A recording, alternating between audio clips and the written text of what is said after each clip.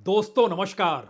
राजनीति हर किसी के बूते की बात होती नहीं है और इस बात का जिक्र तो बरसों बरस से हर कोई करता चला आ रहा है।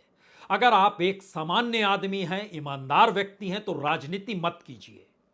यह बात कोई आज की नहीं है, लेकिन जरा कल्पना कीजिए कि एक सामान्य पॉलिटिकल पार्टी के लिए भी अब राजनीति करना और चुनाव में जाना और चुनाव में जीत जाना असंभव सा है।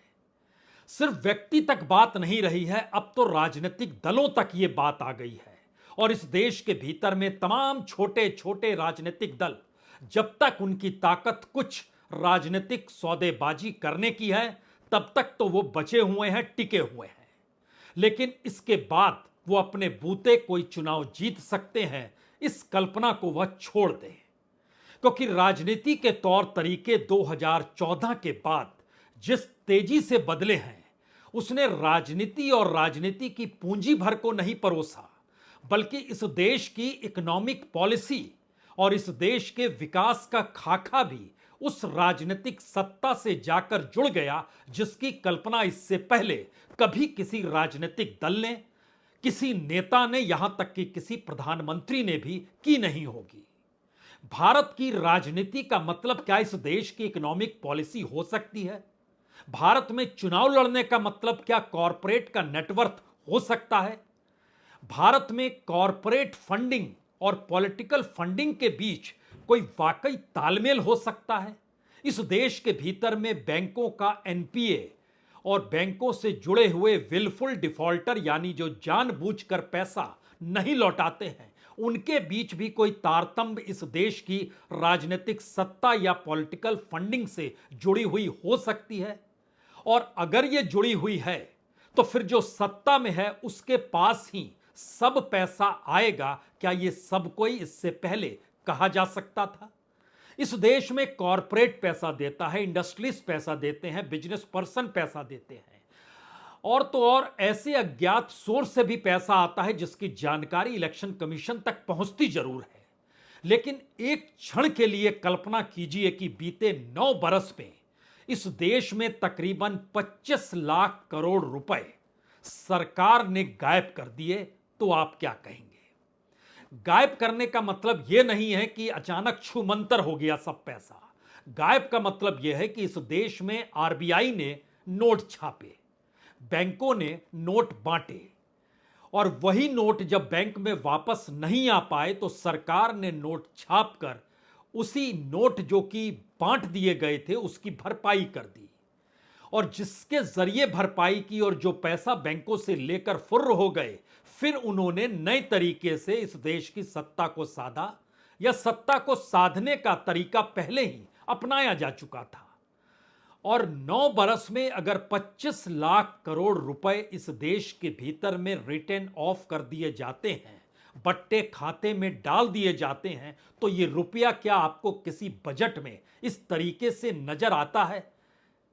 बरस दर बरस, चुनाव दर चुनाव, राज्यों के चुनाव, लोकसभा के चुनाव, अगर सारे खाके को एक एक करके परखना शुरू कीजिएगा, तो हो सकता है आपके जहन में यह सवाल बड़ा छोटा हो जाए कि 5 राज्यों के चुनाव में किस पॉलिटिकल पार्टी ने कौन सी सूची जारी कर दी, कितने उम्मीदवारों का चयन अभी और करना है, और क्यों आखिर राजस्थान के भीतर वसुंधरा राजे सिंधिया को हाशिए पर ढकेला गया, उन्हें मुख्यमंत्री पद की दौड़ से बाहर किया गया। शिवराज सिंह चौहान के साथ ही ऐसा हुआ।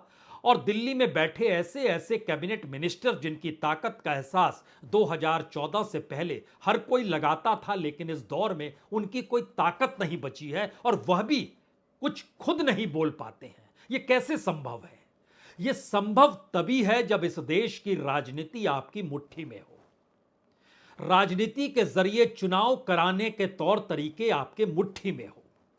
और किसी भी पॉलिटिकल पार्टी के भीतर यह ताकत जिन मुट्ठियों में होगी, उस व्यक्ति की ही चलेगी। तो क्या इस दौर के भीतर में यह कहना कि इस देश के भीतर जितना माफी या जितना बट्टे खाते में डाली गई रकम है, उसी के इर्द गिर्द इस देश के भीतर में जो इलेक्टोरल ट्रस्ट का पैसा निकलकर फंडिंग के जरिए राजनीतिक दलों तक पहुंचता है, जो कॉरपोरेट का पैसा फंडिंग तक राजनीतिक दलों तक पहुंचता है, उसको अगर कैटेगराइज किया जाए तो क्या यह बात निकल कर आ सकती है कि कितने लोग, कितनी इंडस्ट्री, कितने कॉरपोरेट, कितने एमएसएमई और कितने छोटे बड़े व्यापारी, कितनी बड़ी तादाद है जिन्होंने बैंकों से नोट लिए, आरबीआई ने नोट छापे, सरकार ने उन नोट को माफी दे दी।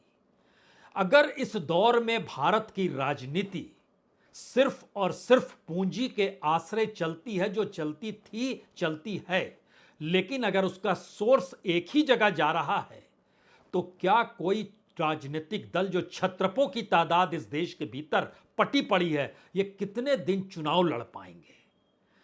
2 बार सत्ता से बाहर रहते नहीं है कि छत्रप इस दौर में अपने तौर पर घबराने लगते हैं और उनके सामने मुश्किल होती है संगठन को भी कैसे चला पाए। ऐसा नहीं है कि इस देश के भीतर में इससे पहले यह परिस्थिति नहीं रही होगी, लेकिन पहले पाइपलाइन पैसे की तमाम जगहों पर जाती थी।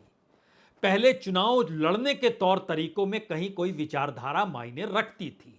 ध्यान दीजिए, सब कुछ खत्म हो गया, गौण हो